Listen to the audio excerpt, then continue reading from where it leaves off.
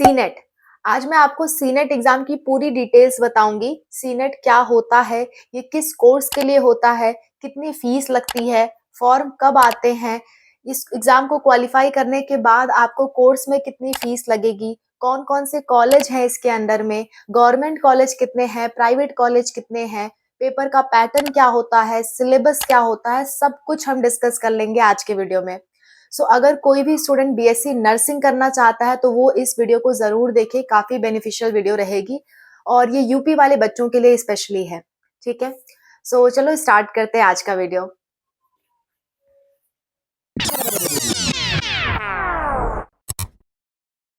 Hello everyone, welcome to Spark Up classes. This is Suman Yadav. CNET, CNET का full form होता है common nursing entrance test. ये exam UP के बच्चों के लिए होता है और ये बीएससी नर्सिंग के लिए एग्जाम है। अगर आप 12th के बाद बीएससी नर्सिंग करना चाहते हो या बीएससी नर्सिंग पोस्ट बेसिक करना चाहते हो अपने डिप्लोमा कोर्स के बाद, तो आप इस फॉर्म को अप्लाई कर सकते हो। ये फॉर्म जो है ना, वो अटल बिहारी वाजपेयी मेडिकल यूनिवर्सिटी जो है वो कंडक्ट कराती है, ये एग्जाम वही कंडक्ट कराती है और वो कॉलेज लखनऊ का है। ऐसा मत समझो कि सिर्फ वही एक कॉलेज है जिसमें आप एडमिशन पाओगे इस एग्जाम के थ्रू, ऐसी कोई बात नहीं है।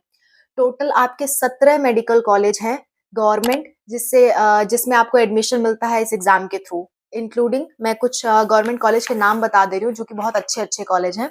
आपने सुना होगा केजीएमसी का नाम, आपने सुना होगा केजीएमसी बेस्ट कॉलेज है लखनऊ का, मेडिकल कॉलेज में बेस्ट कॉलेज है और उत्तर प्रदेश में भी रैंकिंग इसकी बहुत अच्छी है। मेडिकल कॉलेज उत्तर प्रदेश का टॉप मेडिकल कॉलेज है KGMC, king George medical college, ये लखनऊ में ही पड़ता है। नेक्स्ट आपका जो दूसरा कॉलेज है इसमें वो है यूपीयूएमएस सैफई, सैफई में पड़ता है ये, यूपीयूएमएस कॉलेज है, इसका भी बहुत नाम है, गवर्नमेंट कॉलेज है। इसके बाद है आपका राम मनोहर लोहिया मेडिकल कॉलेज, ये भी आपका लखनऊ में ही है। नेक्स्ट है आपका अटल बिहारी वाजपेयी मेडिकल कॉलेज, वो तो खुद है ही क्योंकि वही एग्जाम कंडक्ट करा रहा है। उसके बाद है आपका एस जी पीजीआई एमएस, जो आप लखनऊ पीजीआई कहते हो ना, तो नॉर्मली ये Sanjay Gandhi PGI medical college ही है जहाँ पे आप बीएससी नर्सिंग कर सकते हो। तो ये सारे कुछ फेमस कॉलेजेस हैं, इनको लेकर के 17 कॉलेज हैं टोटल, जो कि गवर्नमेंट कॉलेज हैं और फीस बहुत ही कम लगने वाली है। आपकी साल भर की फीस, पूरे 4 साल का कोर्स होता है बीएससी नर्सिंग, पूरे 4 साल की फीस 30,000 से ज्यादा नहीं लगेगी गवर्नमेंट कॉलेजेस में। तो ये बहुत अच्छी बात है, बहुत अच्छी अपॉर्चुनिटीज है। आपका लगभग 5,000 में आपका साल भर का आप पढ़ाई कर सकते हो, जो कि बहुत सस्ता है। बीएससी नर्सिंग या मेडिकल की पढ़ाई देखी जाए तो 5,000 में साल भर हो जा रहा है, बहुत सस्ता है।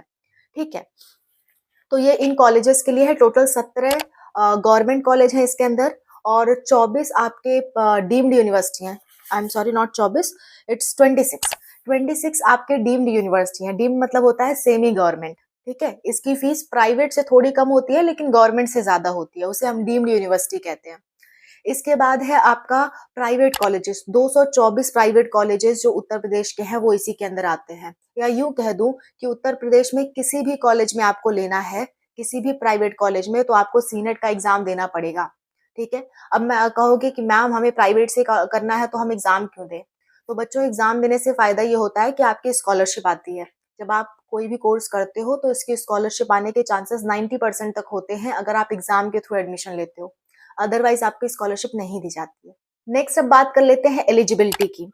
आपके कम से कम 45% होने चाहिए क्लास 12th में। आपके क्लास 12th में physics, chemistry, biology and English होना चाहिए। ये 4 सब्जेक्ट नहीं होंगे तो आप इसका एग्जाम नहीं दे सकते, ये चारों सब्जेक्ट जरूरी हैं। और आपका टोटल परसेंटेज 45% मिनिमम होना चाहिए, इससे अगर कम है तो आप एग्जाम नहीं दे पाओगे। ठीक है, और इसकी एप्लीकेशन फीस थोड़ी ज्यादा है बच्चों और अदर एग्जाम के कंपेयर में। चाहे जिस भी कैटेगरी से हो आप, आपकी एप्लीकेशन फीस 3,000 रुपए लगेगी, 3,000 पर कैंडिडेट। ठीक है, एक आपको फॉर्म भरना है तो 3,000 रुपए लगेंगे और सिर्फ बीएससी नर्सिंग में ही एडमिशन ले सकते हो और कोई कोर्स में इसके थ्रू एडमिशन नहीं ले सकते। ठीक है, कोर्स की फीस कम है लेकिन इसकी एप्लीकेशन फॉर्म की फीस ज्यादा है, जो कि एक दुख वाली बात है, लेकिन कुछ किया नहीं जा सकता है इसमें।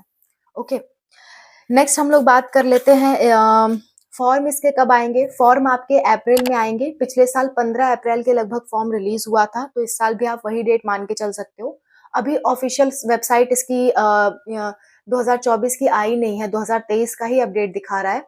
जब भी इसका एग्ज़ाम का अपडेट आ जाता है कि एग्ज़ैक्टली कब इसके फॉर्म रिलीज़ होंगे, तो मैं आपको ज़रूर बता दूँगी, ठीक है? लेकिन फ़िलहाल मैं आपको बता दूँ इसके अप्रैल में फॉर्म आएँगे, अभी फॉर्म नहीं आएँगे, अप्रैल में आएँगे, ठीक है? अप्रैल 15 अप्रैल के लगभग आप मान सकते हो। और इसका एग्ज़ाम जो है वो 2 जून को होना है। 2 जून एप्रोक्सिमेटली डेट है, ये फिक्स डेट नहीं है, लेकिन जून में एग्ज़ाम होगा इतना फिक्स है, ठीक है? इसके बाद हम बात कर लेते हैं इसके सिलेबस की। सिलेबस आपका 11th प्लस 12th का फिजिक्स, केमिस्ट्री, बायोलॉजी और English. Physics, chemistry, biology, English ये 4 सब्जेक्ट आपके क्लास 11th और 12th से पूछे जाते हैं। ठीक है? और आपको इंग्लिश मीडियम में ही पेपर देना होगा, हिंदी में इसका कोई ऑप्शन नहीं है। हिंदी मीडियम वाले बच्चे इसे नहीं दे सकते हैं लेकिन पेपर आपको हिंदी मीडियम में नहीं मिलेगा। पेपर आपको इंग्लिश मीडियम में ही मिलेगा। भले आप हिंदी से पढ़े हो या इंग्लिश से पढ़े हो, पेपर आपको इंग्लिश में ही देना पड़ेगा।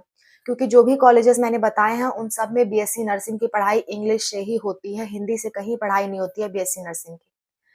हिंदी से सिर्फ़ और सिर्फ़ मध्य प्रदेश में पढ़ाई होती है मेडिकल कॉलेजेस में, बाकी किसी मेडिकल कॉलेजेस में, पूरे इंडिया के किसी मेडिकल कॉलेज में हिंदी से पढ़ाई नहीं होती है। अगेन ये एक सैड बात है लेकिन क्या कर सकते हैं, मेडिकल की पढ़ाई मैक्सिमम इंग्लिश में ही होती है, ठीक है? अच्छा, अब बात कर लेते हैं हम पेपर पैटर्न की कि आपका पेपर कैसा आएगा। तो आपका जो पेपर है उसमें टोटल 5 सेक्शन होंगे, ठीक है?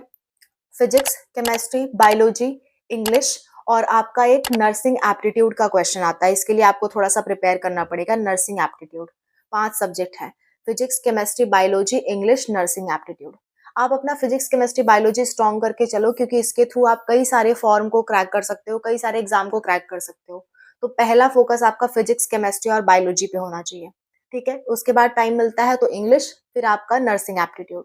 नर्सिंग एप्टीट्यूड थोड़ा-सा आपको टफ लग सकता है बट अगेन इस पे आप प्रैक्टिस करोगे क्वेश्चंस तो बन जाएँगे इतना भी ज़्यादा टफ नहीं है पर प्रैक्टिस ज़रूरी है।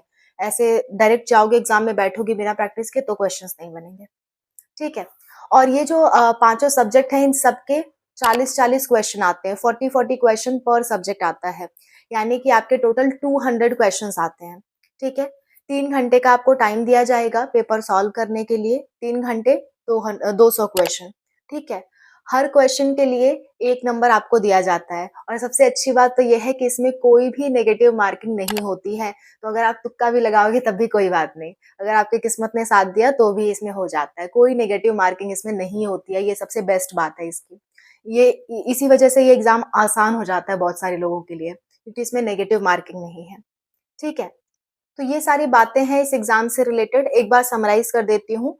आपका जो फॉर्म है अप्रैल में आएगा, एग्ज़ाम जून में होगा, सिलेबस 11th प्लस 12th का physics, chemistry, biology, English plus nursing aptitude है और एग्ज़ाम 3 घंटे का होता है, 200 नंबर का पेपर होता है, 1 क्वेश्चन 1 नंबर का ही होता है, तो 200 क्वेश्चन 200 नंबर, ठीक है? कोई भी नेगेटिव मार्किंग नहीं है और ये यूपी के बच्चे ही दे सकते हैं, बाकी बच्चे नहीं दे सकते और ये जो एग्ज़ाम है वो अटल बिहारी वाजपेयी मेडिकल यूनिवर्सिटी कराती है। जब भी इसका फॉर्म आ जाएगा बच्चों मैं आपको डेफ़िनेटली अपडेट दूँगी। मैं आपके लिए स्पेशल वीडियो बना दूँगी। आप लोग मेरी एक प्लेलिस्ट सेव करके रखो, सीपी नेट नाम से मेरी एक प्लेलिस्ट है। उसमें मेडिकल एग्ज़ाम से रिलेटेड आपको सभी अपडेट्स मिलेंगी। मेरी मेडिकल से रिलेटेड 3 प्लेलिस्ट हैं, ठीक है? आप मेरे चैनल पे जाओगे, आप सर्च भी कर सकते हो। चैनल पे जाओगे तो आपको 3 प्लेलिस्ट मेडिकल से रिलेटेड मिलेगी। पहला नीट की प्लेलिस्ट है, दूसरा मेरी एम्स की प्लेलिस्ट है जिसमें AIIMS, BSc nursing and paramedical मैं बताती हूँ और तीसरा प्लेलिस्ट है जिसमें मैं बाकी अदर जितने भी मेडिकल के एग्ज़ाम्स होते हैं उसमें बताती हूँ, जो कि सीपी नेट वाली प्लेलिस्ट है, ठीक है? तो ये 3 प्लेलिस्ट आप लोग हमेशा चेक किया करो अगर आप बायोलॉजी से रिलेटेड मेडिकल कोर्स करना चाहते हो। एक और चेक कर सकते हो सीयूटी की भी मैंने प्लेलिस्ट बना रखी है, सीयूटी में भी कई सारे जो कोर्सेज़ हैं मेडिकल के वो अवेलेबल हैं।